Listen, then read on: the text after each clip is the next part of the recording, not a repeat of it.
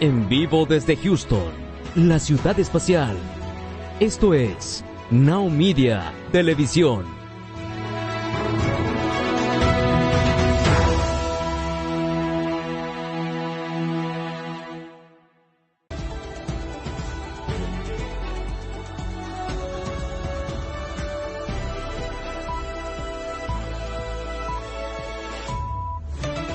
This is DW News, live from Berlin. Israel steps up its offensive in Gaza. An attack on a refugee camp kills more than 50 people. The Israeli army says it carried out an airstrike on the camp in northern Gaza, killing a senior Hamas commander. Plus, Israel also assembles a sizable tank force inside Gaza. The Israeli military says its ground troops are engaging in fierce battles with Hamas militants. Also coming up, a deadline is about to expire in Pakistan for more than 1.7 million Afghan refugees ordered to leave the country. Some have lived there for decades. So what's behind the move?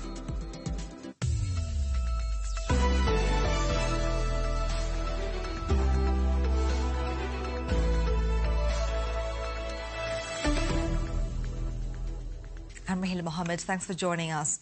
Israel's military has hit one of Gaza's biggest refugee camps. At least 50 people were killed and hundreds wounded in the Jabalia refugee camp. Israel's military says it carried out the airstrike targeting and killing a senior Hamas commander. The Hamas-run Gaza Health Ministry says more than 8,500 people have been killed so far. Searching for survivors after Israel struck the largest refugee camp in Gaza. The strikes left two massive craters in the crowded Jabalia camp. Videos from the scene showed more than 45 bodies recovered from the rubble. The casualties have overwhelmed the nearby hospital. A large number of injured have come to us after the explosion that shook the entire Jabalia refugee camp. They were targeted while in their homes. Children, all martyrs. Children, women, elderly. We have no idea what to do. There are injured people everywhere. Israel's military has confirmed it struck the camp, which is a shelter for Palestinians displaced after the 1948 war, but said the operation targeted and killed a Hamas commander.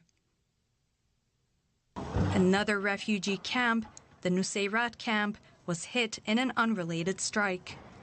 The Hamas-controlled Gaza Health Ministry says more than 8,500 people have been killed since Israel launched its war on Hamas, and that more than 3,000 of them are children.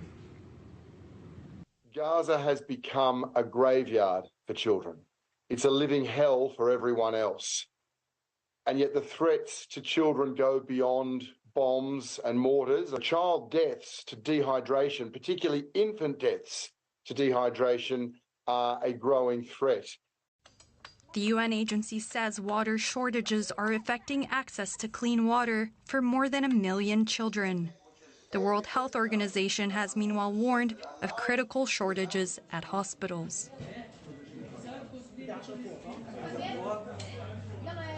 Surgeries cannot happen without anesthesia. In fact, they do happen without anesthesia. It's an imminent public health catastrophe that looms with the mass displacement, the overcrowding, the damage to water and sanitation infrastructure. Aid organizations say the deliveries of vital supplies cannot take place without the security guarantees of a humanitarian pause. Well, journalist Hazem Balusha is in Gaza and has more on the strike on the Jabalia refugee camp. Phone connections with Gaza are difficult, though, so we do apologize for the poor sound quality here. This is one of the strikes that happened today or late today. According to the civil defense, the spokesperson that I talked to, that there were 7 bombs dropped at one of the places or blocks in Jabalia refugee camp, which the Israeli army confirmed later. About 20 houses were destroyed in this strike. Initial reports that 200 people were killed and about another 200 were injured, and all of those casualties evacuated to the Indonesian hospital located in the north of Gaza Strip. Now, there's been no let-up in Israel's ground and air offensive in Gaza. The military says it has struck hundreds of militant targets in recent days. Israel says soldiers are engaged in fierce hand-to-hand combat with Hamas militants. The Israel Defense Forces released footage they say shows its ground troops operating inside the Gaza Strip. While the IDF doesn't reveal the location of its forces, locals report seeing tanks in Gaza City and on the road between the north and south of the enclave. The Israeli army reports killing dozens of Hamas militants in fierce close-quarters combat, with some of the fighting taking place inside the vast tunnel complex, where Hamas is believed to be holding 240 hostages. Rescuing the hostages is one of Israel's stated objectives in Gaza. The other is to wipe out Hamas, on the ground and from the skies. This video, also from the IDF, purportedly shows the airstrike that killed a senior Hamas commander said to be involved in directing the October 7 attacks. Israel claims its airstrikes are targeting militants and military infrastructure. The Hamas-run Health Ministry of Gaza says the attacks have killed over 8,000 civilians. The high death toll has led to international calls for a ceasefire, calls that Israeli Prime Minister Benjamin Netanyahu has dismissed. He says Israel's forces will not stop until Hamas is no longer able to govern Gaza or threaten Israel again. And DW's Tanya Kramer is in Sderot, southern Israel, close to the border with Gaza. She has more on Israel's military offensive. We hear from the Israeli army that they're moving deeper and deeper inside Gaza. There are also some videos released from inside Gaza showing tanks on Salahuddin Street. Already yesterday, that is a street that goes from one of the main streets in Gaza, going from the north to the south. And we understand that some of the ground forces and the tanks are moving in from different locations, from the western side as well, from where the Mediterranean Sea is, and from the north, and also from the eastern side. But of course, we also heard from the army that there have been heavy fighting been going on. They have confirmed that 2 Israeli soldiers were killed. And we also heard from the Hamas, from the Qassam brigades, the military wing of Hamas, saying that they were involved in heavy fighting. But, it's very hard to confirm all of this from here. Of course, also the army keeps it very tight when it comes to information, what they're letting out as to the details and where the locations exactly are. But certainly this ground operation is going deeper and deeper inside Gaza. Now, world leaders have repeatedly warned the fighting between Israel and Hamas could escalate into a wider regional conflict. To the north, the border with Lebanon has seen exchanges of fire, with rockets being launched into Israel from Lebanon. Israel has retaliated, striking what it says are positions of the Shia militia group Hezbollah. Civilians have also been displaced. A school campus in the southern Lebanese port city of Tyros. Many families have sought refuge here due to fighting near the Israel border. We want to go back home. What's going on here has nothing to do with us. I'm a tobacco farmer. We were set to sell our harvest in 10 days, but now we're here. These people's lives have been disrupted amid fears of a major war. For weeks now, Iran-backed Shiite Hezbollah militia have been firing rockets towards Israel. The Israeli army has responded with artillery fire and airstrikes, but limited their attacks to targets close to the border. Hezbollah acts as a state within a state. It has a large and diverse arsenal of weapons and well-trained fighters. At any moment, the situation could escalate, leaving Lebanon's government to look on. So far, it appears that Hezbollah is proceeding with reason and wisdom, but the rules of the game are limited. I can't promise the Lebanese people anything because a lot depends on Hezbollah. All eyes are on Hezbollah leader Hassan Nasrallah. He pledged support for Palestinian Hamas after their attack on Israel. But Hezbollah has a lot to lose. The people of Lebanon are unlikely to support a war with heavy losses. Nasrallah is set to deliver a highly anticipated speech later this week. Let's take a look at some other stories making headlines around the world. In the U.S. Capitol, anti-war protesters interrupted a hearing on military aid in Congress. Secretary of State Antony Blinken was forced to pause repeatedly as police removed demonstrators calling for an end to the U.S. support for Israel's actions in Gaza.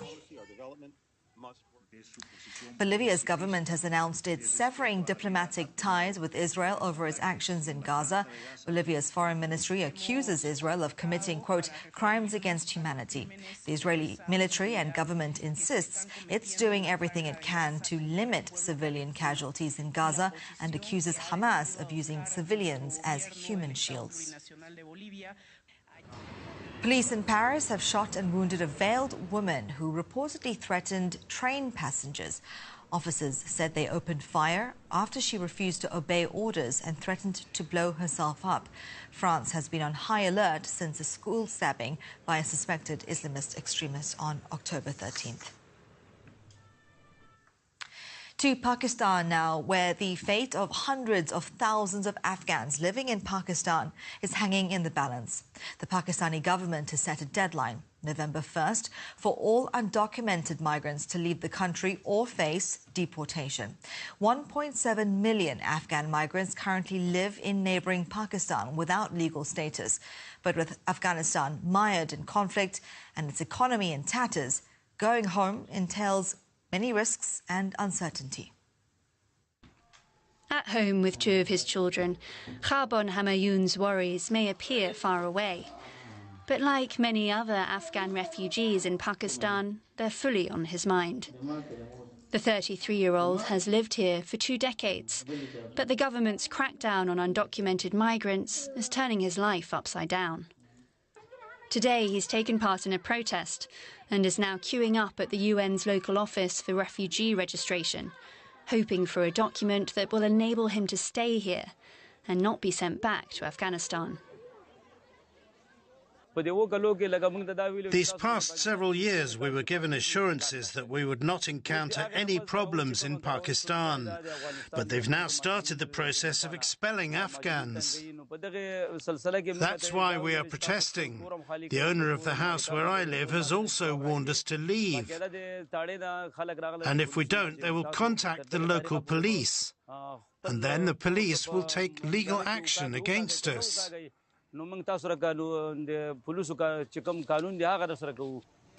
Here in Islamabad, Hamayoun ekes out a living at a tandoor.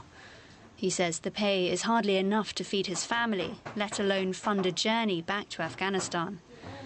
But along with being evicted from his home, he's also losing this job, another consequence of the authorities' new policy. Millions of Afghans have made Pakistan their home in the past decades of instability in Afghanistan. But a country that was once a refuge has now become deeply inhospitable. Police in this neighbourhood are checking documents and arresting anyone without paperwork. The government claims its policy shift is due to high Afghan crime rates. There is a general perception that illegal Afghans, and mostly some of them who are legally staying here, they have a role in certain crimes. And these crimes are mostly smuggling of the different products. In 2020, around 225 Afghan nationals were involved in serious crimes, which were apprehended and they were processed according to the law. Abdul Khalik has lived in Pakistan for 16 years, but is now one of tens of thousands of undocumented Afghans who have taken the difficult decision to return to Afghanistan. For him, the pressure to leave became too much. His family borrowed money to hire trucks for the move, leaving them substantially in debt. The family has hired this truck for 250,000 rupees. It will take us to Kabul. We have left the rest to Allah. Winter is ahead and we do not have warm clothes, shoes or a roof over our head. We are helpless and will face whatever Allah will do for us. For this family heading back to Afghanistan, the road ahead is full of uncertainty, just as it is for those trying to remain in Pakistan. To some sports news now, and Saudi Arabia is on track to host the 2034 Men's Football World Cup. Australia has pulled out of the bidding. Saudi Arabia is now the only candidate to become host nation. Campaigners say the Saudi government is using investment in football as so-called sports washing to divert attention from human rights violations. You're watching DW News live from Berlin. Coming up next is our documentary series looking at the state of South Sudan after the peace deal that ended the civil war. I'm Rahila Mohammed. Thanks for watching. I'll see you soon. Take care. Bye-bye.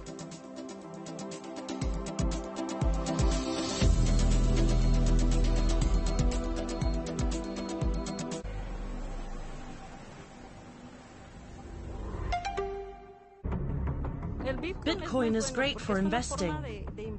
Everyone here just wants to get into Bitcoin. They're known as Bitcoineros. Investors from all over are moving to Latin America in search of Bitcoin treasure. Nowhere is the cryptocurrency valued more highly than here. Bitcoin in Latin America starts November 8th on DW.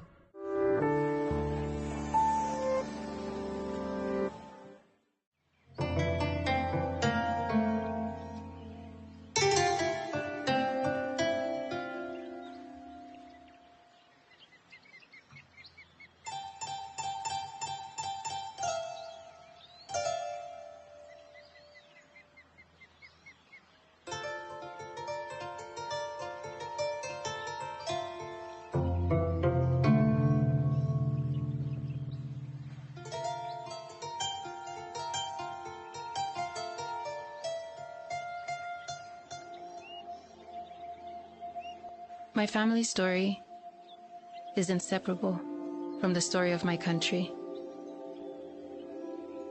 Even though I've never really lived there. We moved around a lot, and I grew up in exile because of the war.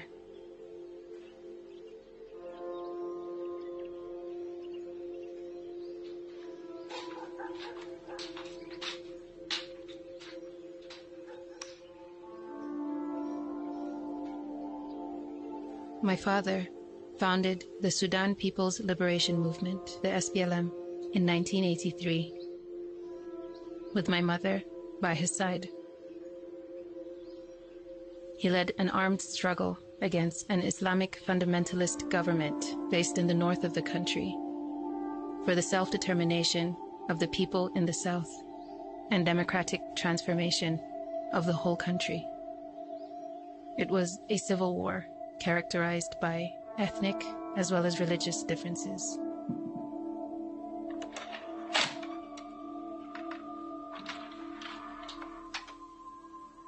Our enemies have always presented the case as a case between Muslims and Christians, between Southerners and Northerners. Our new model says that Sudan is 100% religious. People have been saying that Sudan is an Arab country. Others say, no, it is not an Arab country, it is an African country. Others say, oh, no, it is not. It is neither of the two. It is an Afro-Arab country. And others say, oh, no, it is not that way even. It is an Arabo-African country. Let us also drop these crazy ideas that we must all be Arabs. Even God will not accept this. In His infinite wisdom, it is this same God that made all the 500 different ethnic groups in the Sudan. And who is this to amend God's creation? The amendment. I would say it is against God.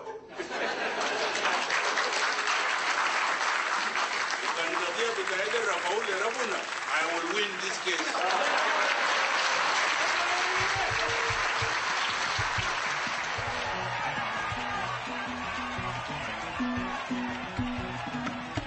In 2005, the SPLM and the Sudanese government signed an historic peace agreement.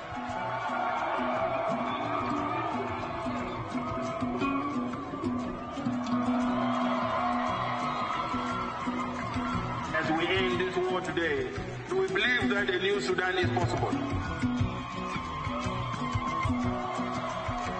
instead of the pain of the last 21 years of war, peace will bless us once more. My father became vice president. It looked as though he was going to deliver on the promise of the liberation struggle. People were elated, full of hope. But it didn't last long. On the morning of July 31st, 2005, the world woke up to the shocking news of the death of Dr. John Garang. He had been sworn in as the first vice president of Sudan, becoming the second most powerful person in the country. My father spent 21 years at war and died after 21 days in office.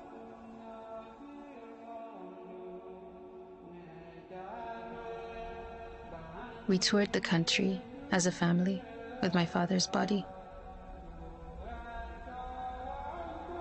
I'll never forget the sound of despair that started from a distance and rumbled like it was coming from the earth.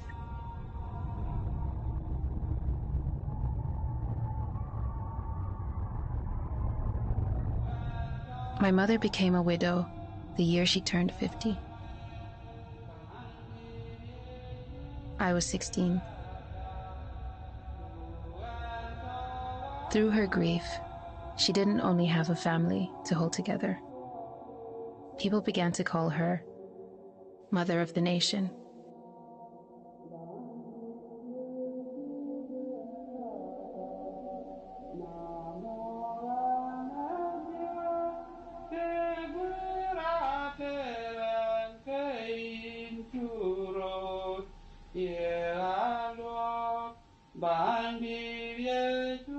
Soon after we lost my father, my mother started sharing her dreams and fears with me.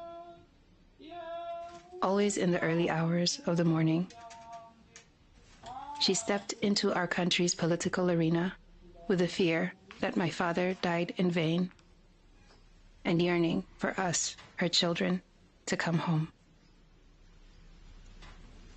I decided to start filming our morning conversations in search of my mother's dreams, in search of home.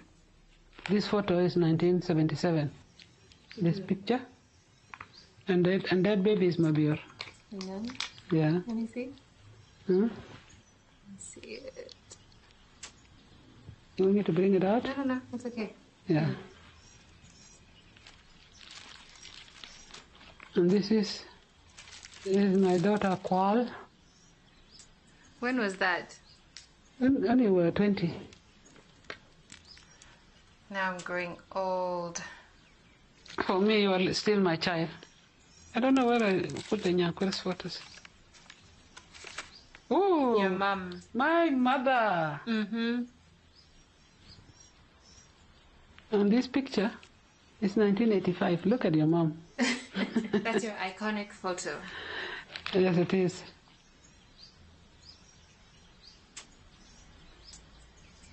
I pray hard, my daughter, to see, while I'm still alive, a prosperous nation. That's what I want. That's how I wanted to leave my children. I didn't want to leave them in a country where people are divided into pieces, even to their own core.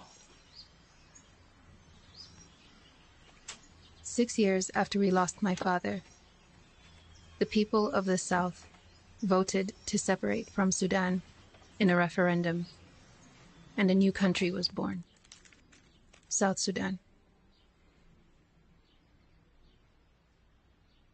We flooded the streets with renewed hope and a new home.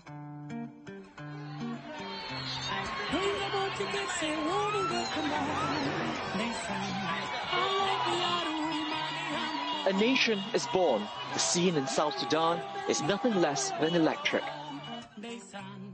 Just 2 years after independence, we fell back into another civil war. The struggle no longer for freedom, but a power struggle within our own government. Tonight we begin with claims of an attempted coup in South Sudan. It started with our president, Salva Kiir, accusing his deputy, Riek Machar, and others of trying to overthrow his government.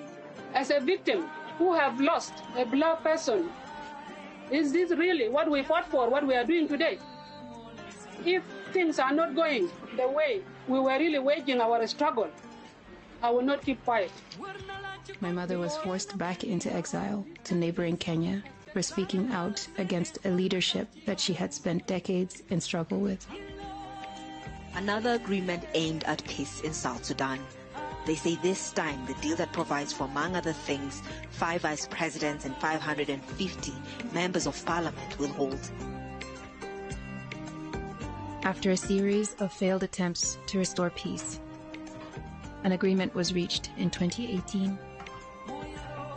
And now we find ourselves holding our breath.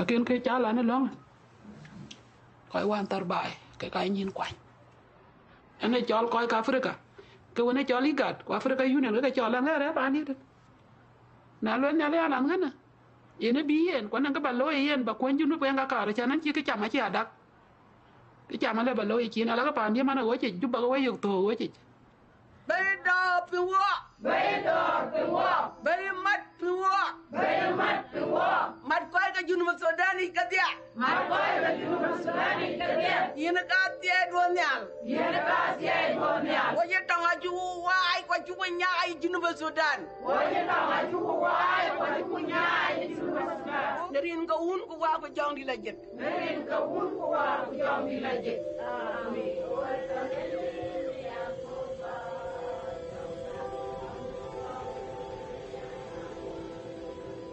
The new peace agreement planted the possibility of my mother joining a government of national unity with a deadline for it to be formed in November 2019.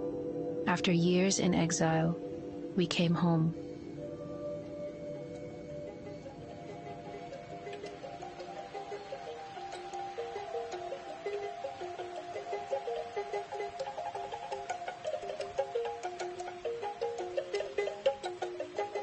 This is home, the land my father gave his life to, land to which I feel duty bound.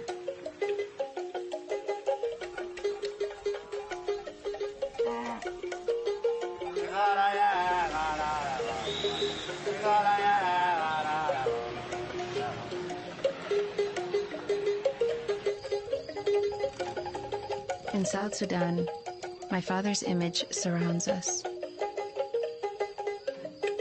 We imagine and remember different versions of him, transform him into the hero we can't be. The day he died is now Martyrs' Day. He is our founding father, our departed father of the liberation struggle. What about our mother who was here?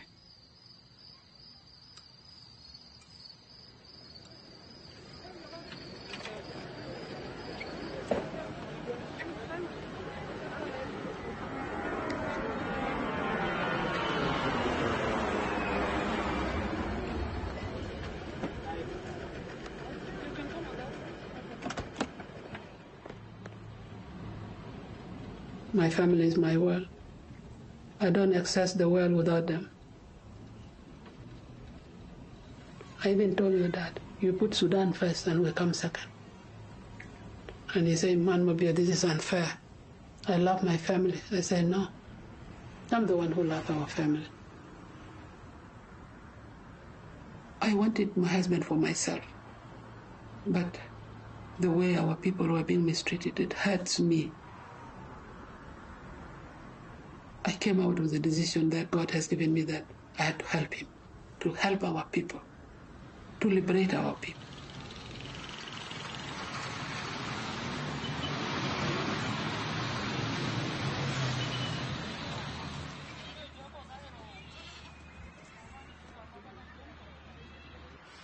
Can Emma film in the car with you? Last time. Ever. Film a miracle when it comes. Okay, I will. I will. It cannot be ever. Okay. Never, Emma will come back when you're president. Oh my goodness. Do I have to keep quiet about that? No, I don't even dream about it. Why?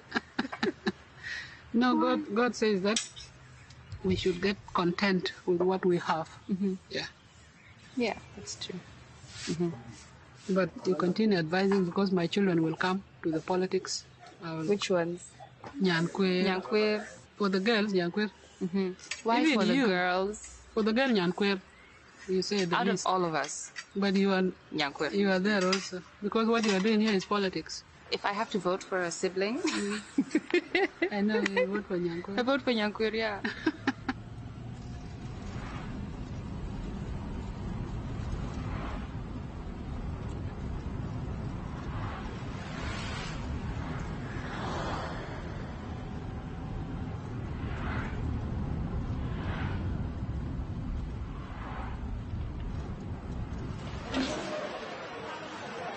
This one there.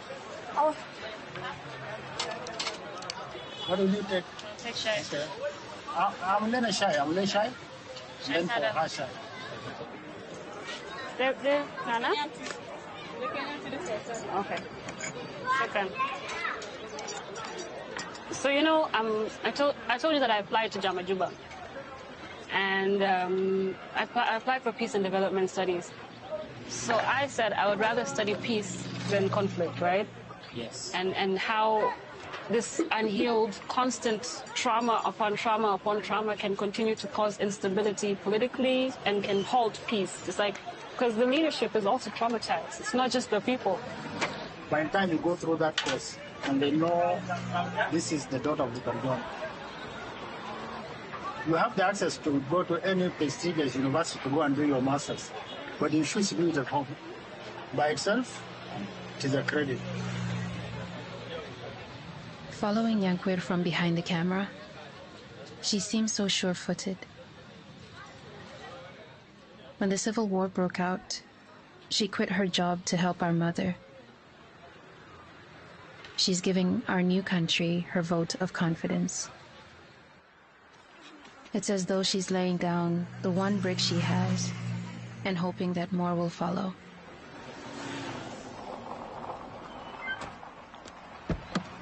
I admire her. When I look around Juba, our capital, I see abandoned construction, abandoned hope. There aren't many viable ways to make a living because our economy is so dysfunctional, our currency volatile and inflated.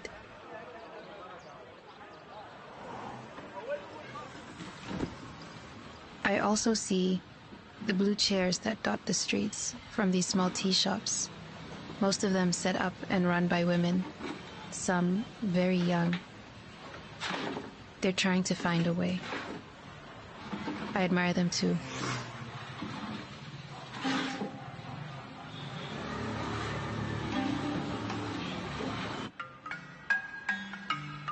It's been a series of delays and even more frustration for the African Union. The formation of the unity government is long overdue. It is crucial the new government works. Only then will South Sudan emerge from the chaos of war.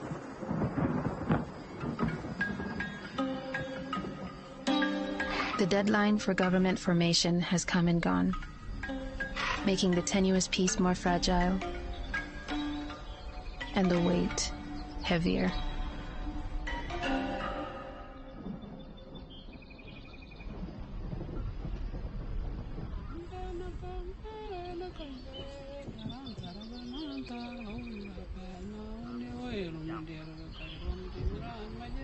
We're all waiting for things to get better, for a stronger peace and stability, But waiting for me at my mother's house is worlds apart from waiting elsewhere in the capital and beyond. It seems impossible to reconcile our experiences, our privilege compared to the overwhelming lack that surrounds us, our traditions and modernity. My mother embodies this paradox. Like my father, she grew up poor with few opportunities.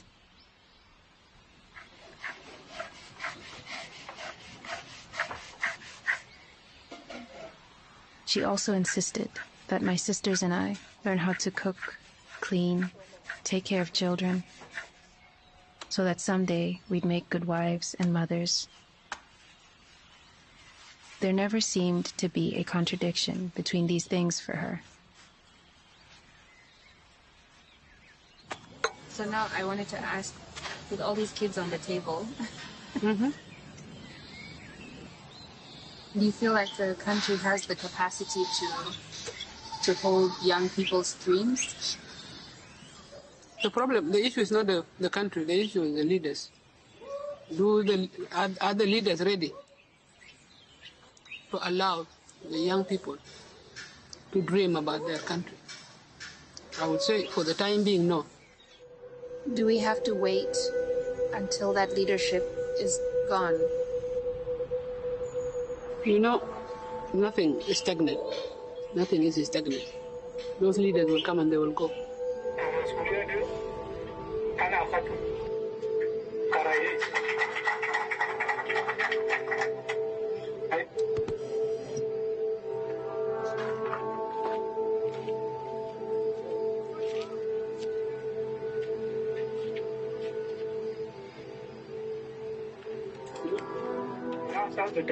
الشخصيات المهمة من الأوبوزيشن. السلام عليكم. With me rejoice. And to begin with, here are Republican decrees. This 21st day of the month of February in the year 2020 AD. Signed, Salva Kiir Mayardit, President of the Republic of South Sudan, do hereby issue this Republican decree for the appointment of the Vice President of the Republic of South Sudan as follows. His Excellency Dr. James Waniga, Vice President. His Excellency Tabandengai, Vice President. Her Excellency Rebecca Nyandeng Garang, Vice President.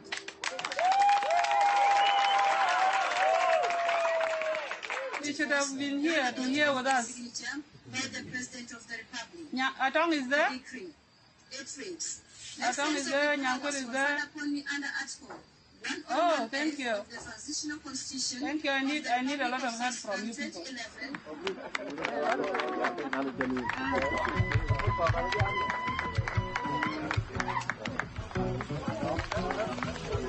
On the 21st of February, 2020, President Salva Kiir issued a decree appointing 5 vice presidents from opposing parties, including my mother.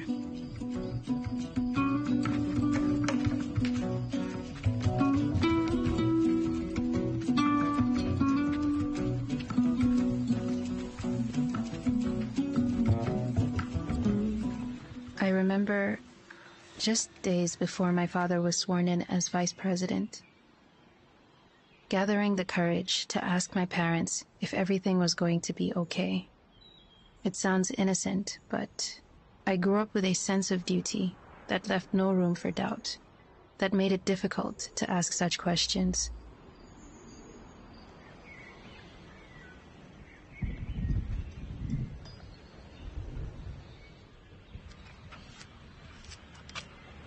I didn't know that I was going to be a politician because I didn't like it. Because politicians seem to be liars, and I don't like lying. My face in the government is not only my face, but John Garang. And I must be careful. What a very small mirror. Last time we had the same thing. You should now be buying bigger one.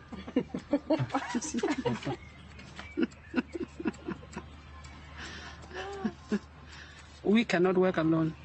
We need those ministers to be appointed. But there is still, because of the selection, I think, it is still a sticking point. They are fighting over the ministries, and I'm far from it. Because they just wanted to throw me the women, gender, social welfare, humanitarian. Let her go with it. They wanted to see the ministries where the dollars are flying. But they don't know that human resource is the primary resource for the nation. And I'm happy with it. Later, when they see that we are popular, they will run and say that I'm making a coup against them. What brought it about in 2013? When we differed with the government, the whole government was sacked, except President Salva.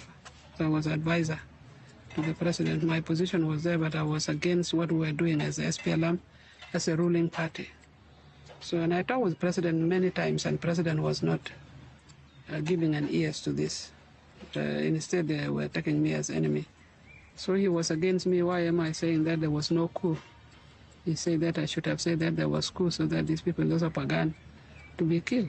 And I will not accept that. So I was against that. And I was against the direction we were taking as SPLM. But socially, I don't have any grudges against him. But politically, yes, I was not happy with the way he was taking things. Yeah. Do you think there are people who still haven't forgiven him? Yeah. There are. But these people are not godly people. If God can forgive us, who are you not to forgive another? And hold grudges for how long? It's heavy. Love is lighter.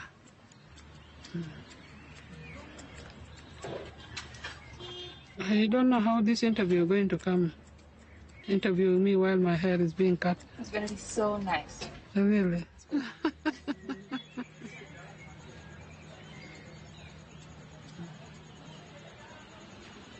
Let's go. Is this a wig? No, it's my Afro puff. Oh. This is how I achieve my look. Gosh, the secrets are here. Secrets are here in the house. This is where I become undone. Into a ditch. Wow, you look so regal. Really? Yeah. I feel like I You look like Marge Simpson. What is it? I like.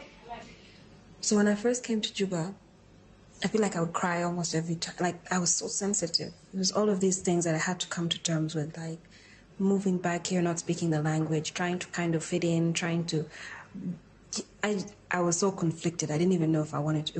It was tough. There were times when I didn't even want to wake up because I didn't even have a job, so I didn't know what I was doing.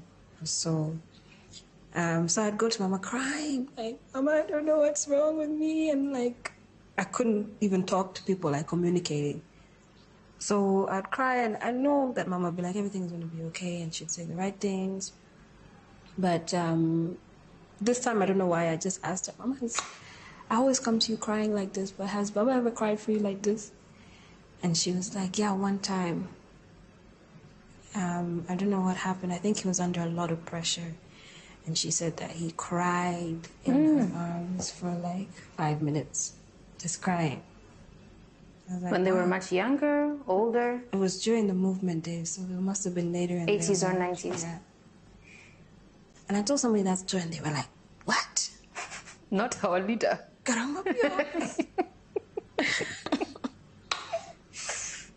I remember thinking to myself, if anything were to happen to him, I could manage. Like, I could survive that, losing him. But if anything were to happen to Mama, I couldn't survive that. And then I remember like scolding myself for even thinking something like that. Sometimes I forget his face. Sometimes. I mean, it's there on the paper, right? On the money, everywhere. But like how it animates. Mm-hmm. Oh, anyway.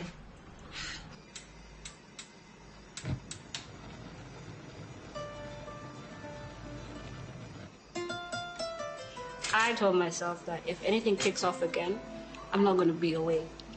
It's happening, I'm going to be close to Mama. If if there's any kind of insecurity, because 2013, I remember sitting by the TV sleeping every day. I was like, is Mama gonna make it home? Is she gonna make it? I was terrified. I think that trauma kind of stayed with me, but I think that's maybe the decision. Maybe that was the decision that I took to come to Juba. Because I said, I'm never going to let it happen that I'm away from Mama and there's some shit kicking off in Juba. Or wherever it is that is kicking off. I said, I'm going to be there.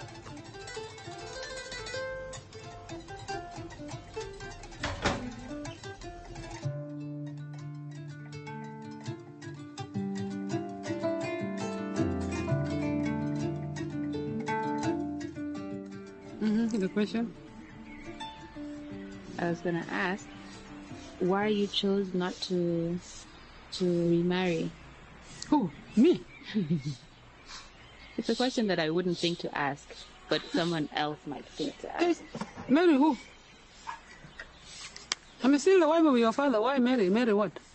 Some people get married. Nobody behave like my husband.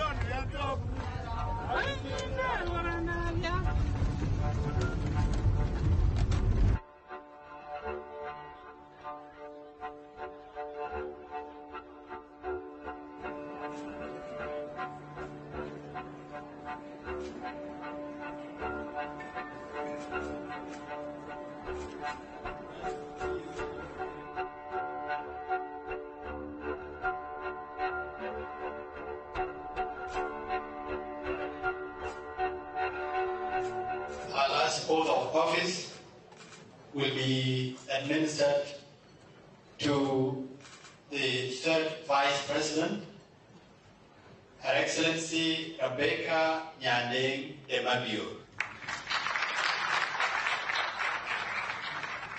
I, Rebecca Nyandeng Demabio, do hereby swear by Almighty God do hereby swear by Almighty God that as the Vice President that as the Vice President of the Republic of South Sudan, of the Republic of South Sudan, I shall be faithful and bear true allegiance to the Republic of South Sudan. To the Republic of South Sudan. And so help me God. So help me God. Congratulations, Your Excellency Rebecca.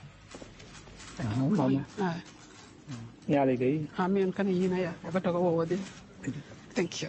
Thank you. Thank you.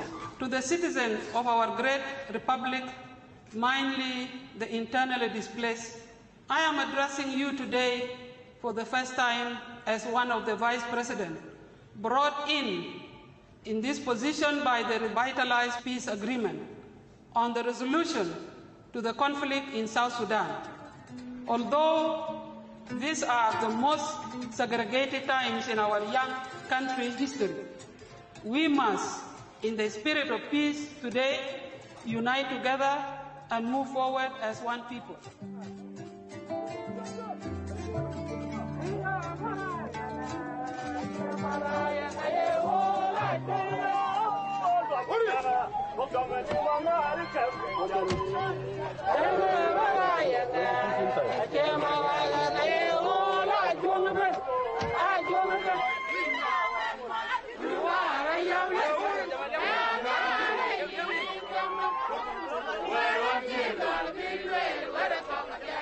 How were you feeling when you were sworn in?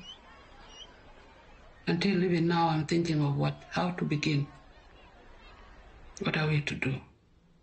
Because the expectation is immense, is vast, the expectation of the people. And we as leaders, we should be sitting down and think about it. That what we received that day is not a pride, it's not a prestige, but a challenge. People of South Sudan are watching us.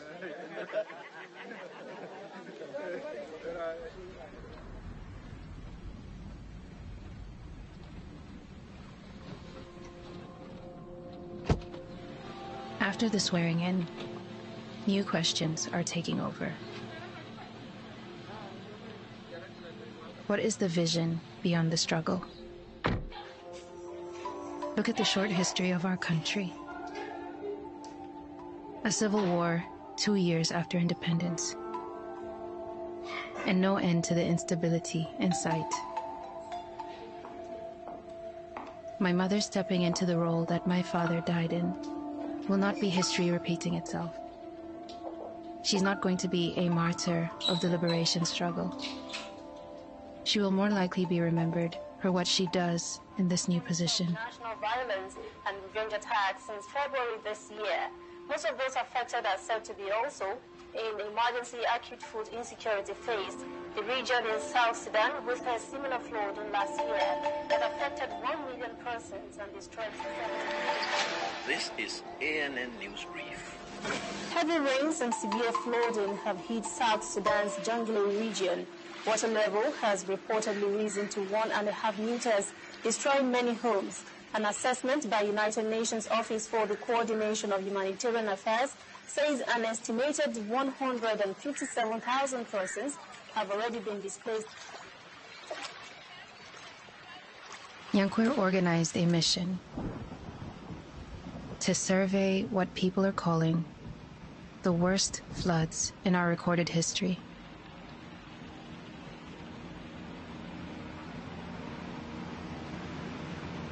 They've intensified existing problems.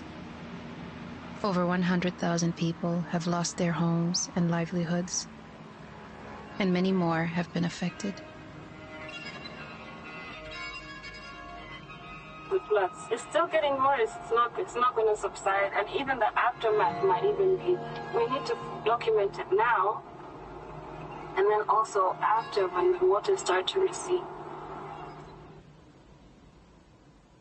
My goodness. Some areas you can identify small islands of higher ground, but there's some areas like this where it was completely flooded as far as you can see. And you can see over here, this is the road. This is what would be the road. This is our village. You know it, you walked last time there. Yeah. Look at this woman, they're sitting in the water, selling her things. Yes. People have to survive. Yeah. So life was still going on. People were still continuing, but there was still. Our request from the cabinet, if there will be a time that this thing can be played. Wow, my heart is just. It has taken everything in.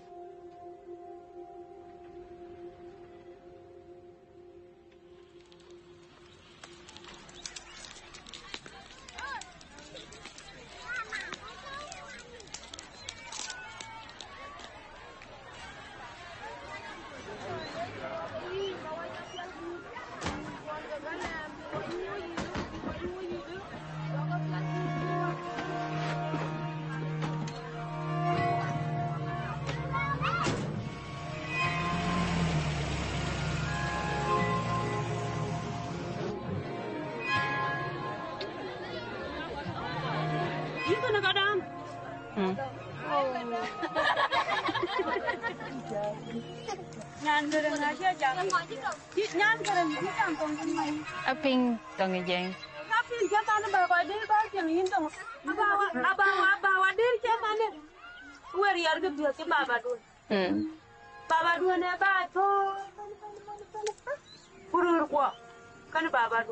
Aye.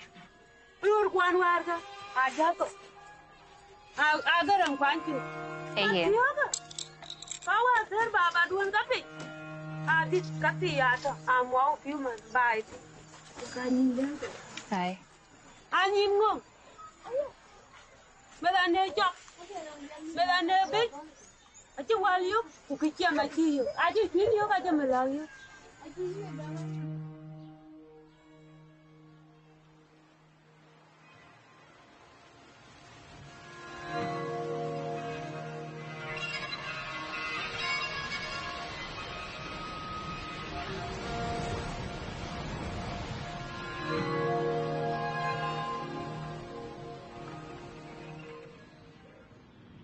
Because I was part of the struggle, I wanted also to be part of the nation building. I wanted to do that. So I took it upon myself, as I'm a citizen of this country. I wanted to see how I can contribute to the people of South Sudan. And at the same time, I'm a woman. I'm a role model to the young ladies.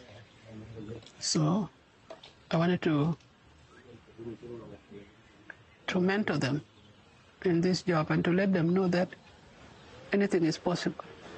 The young ladies, the young men, the youth in general, the women, we need to give them an opportunity. But now we are not doing that.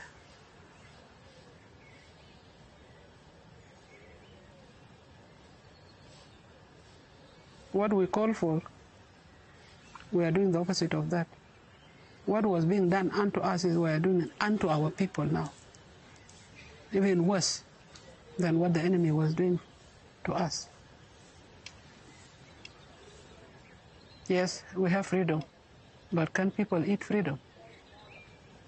Freedom has to come with some advantages to the people.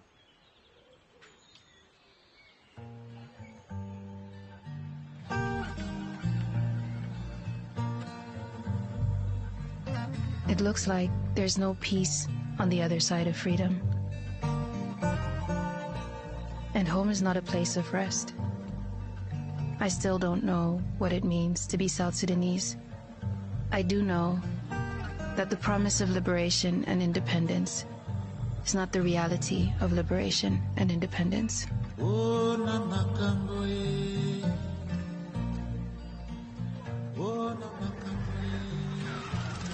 I look to my mother, but now also to my sister and the young women who support their families by serving tea on the roadside. They're the quiet force keeping things from entirely falling apart. We've been 10 years free. Most of our compatriots are struggling to survive, and we're still holding our breath.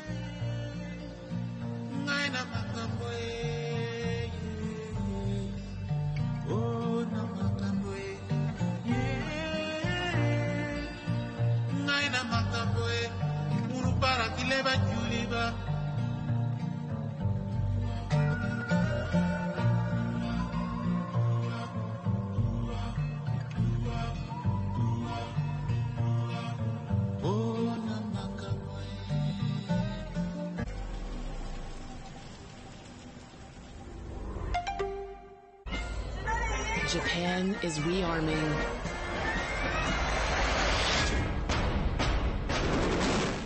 The military is being modernized.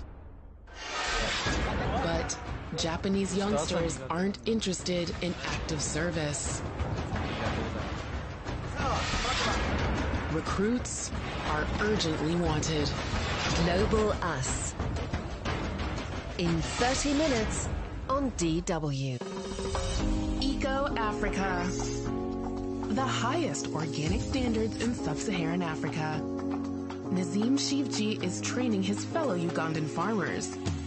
Biodynamic agriculture gives them access to global organic export markets. It's a pioneering project that also combats climate change. Eco Africa. In 90 minutes on DW.